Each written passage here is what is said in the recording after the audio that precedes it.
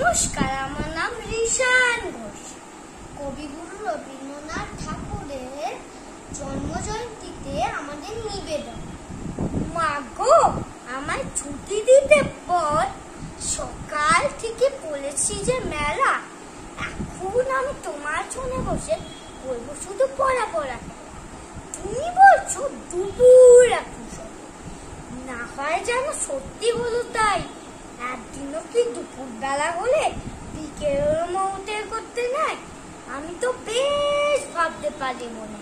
সূর্যি ডুবে গেল মাঠে শেষে, বাগদি বলি চুপড়ি বলে নিয়ে তুলেছে পুকুর ধারে এসে।